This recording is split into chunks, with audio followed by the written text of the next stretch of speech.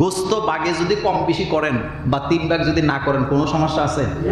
না। এই তো মনে আছে, গত জুমার আলোচনা মনে আছে তো? কোনো সমস্যা নেই। গোস্ত, আবারও বলি, গোস্ত 3 ভাগ করতেই হবে, এই কথা কোরআন হাদিসের কোথাও নাই। বেশি খাবেন কম দিবেন, অথবা কম দিবেন কম খাবেন, বেশি দিবেন, এটা আপনার রুচির উপরে নির্ভর করে। কোনো ব্যক্তি যদি 1 টুকরা গোস্ত না দেয়, কুরবানি হয়ে যাবে। এখন আসেন, গত জুমাতে একটি কথা বলছিলাম, এটা নিয়ে আরেকটু আলোচনা করা দরকার। সেটা হলো, গোস্ত বাগে যদি কম বেশি করেন বা 3 ভাগ যদি না করেন কোনো সমস্যা আছে? না। এই তো মনে আছে, গত জুমার আলোচনা মনে আছে তো? কোনো সমস্যা নেই। গোস্ত, আবারও বলি, গোস্ত 3 ভাগ করতেই হবে, এই কথা কোরআন হাদিসের কোথাও নাই।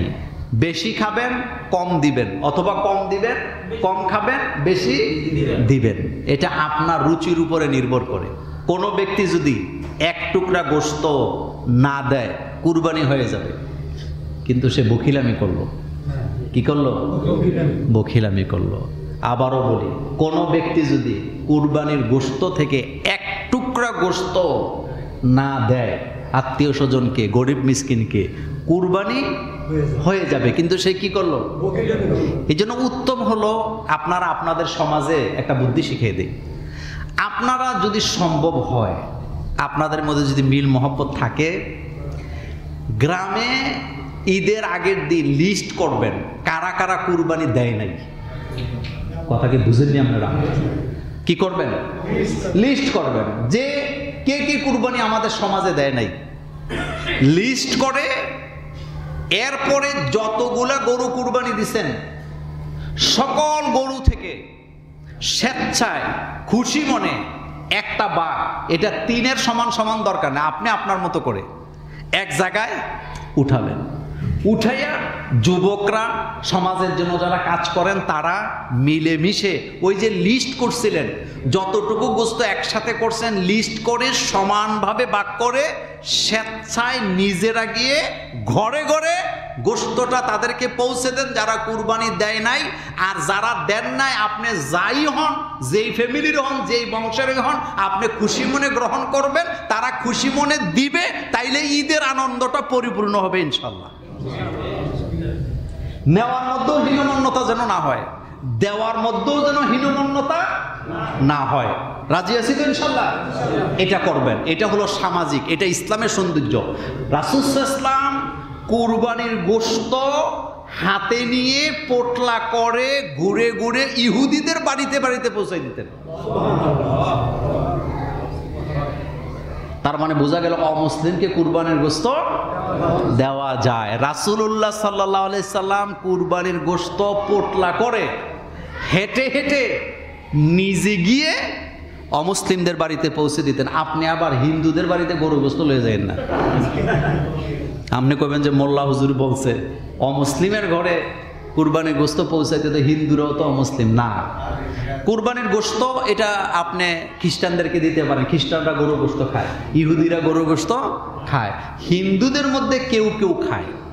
তবে বাংলাদেশের হিন্দুদের মধ্যে অনেকে কি গরু গোশত খায়, আমি দেখছি খায়, আমার চোখের সামনে খাইতে দেখছি।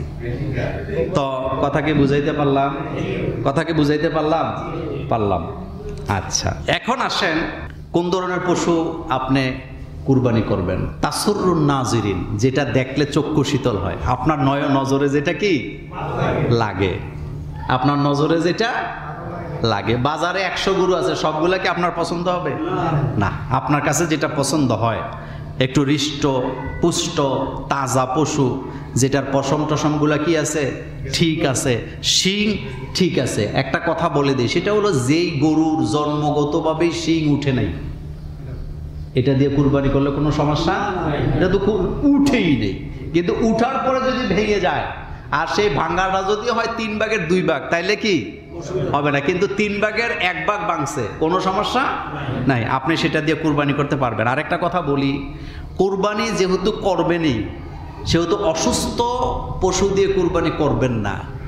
রাসূলুল্লাহ সাল্লাল্লাহু আলাইহি ওয়াসাল্লামের অন্য হাদিসে আসছে, গত জুমাতে আলোচনা করে দিয়েছি সেটা, যে আল্লাহ রাসূল বলেছেন এই কুরবানির পশু কিয়ামতের মাঠে তোমাকে ফুলসিরাত পাড়ি দিতে সহযোগিতা করবে। সুবহানাল্লাহ, সুবহানাল্লাহ। আরেকটা হলো, বলেন তো, অসুস্থ গরু কুরবানি দেওয়া এটা কি রুচিতে বাধার কথা না?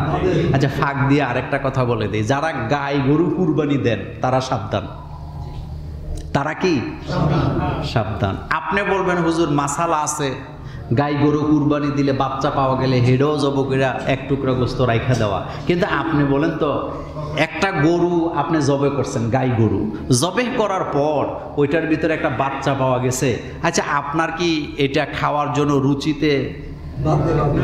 আপনি খাইলেও মহিলারা খাবে না, তা আপনার গাই গরু কুরবানি দেওয়ার এত ঠেকাটা কি? যেই গাভীর ব্যাপারে আপনি কিছুই জানেন না, নাজায়েজ বলি নাই, কিন্তু আপনাকে আমি রুচি শিখাচ্ছি।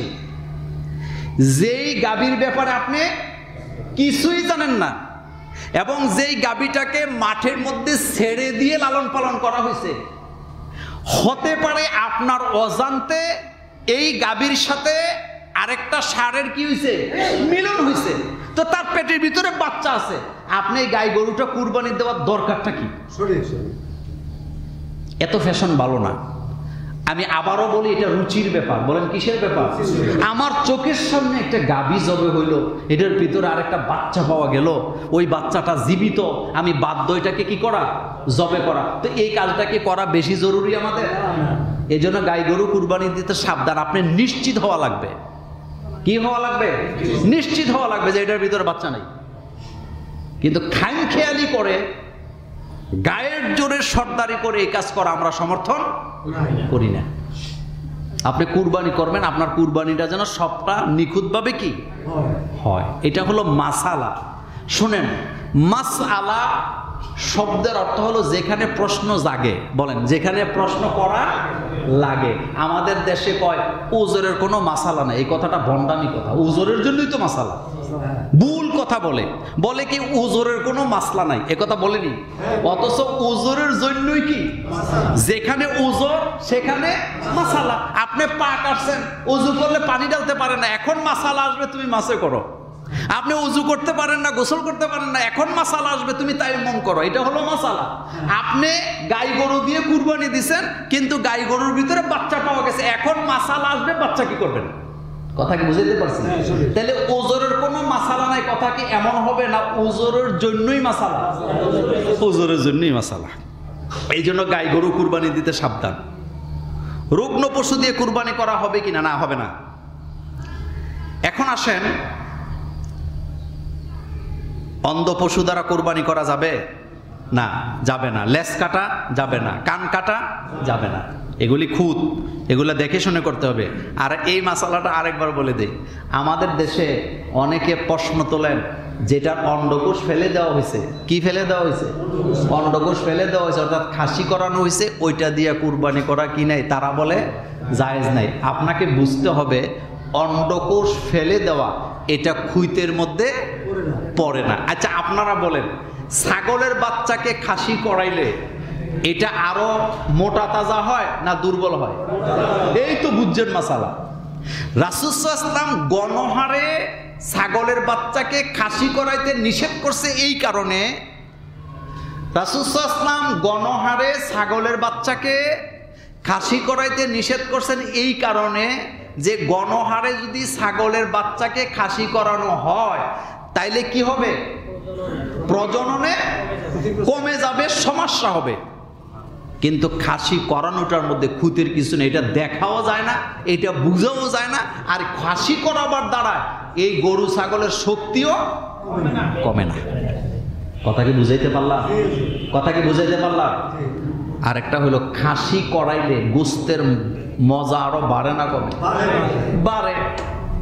সুতরাং খামারে অনেকগুলা ছাগল আপনার কাছে আছে, এক দুইটা বাকি করে বাকিগুলা খাসি করান, এতে কোনো অসুবিধা নেই।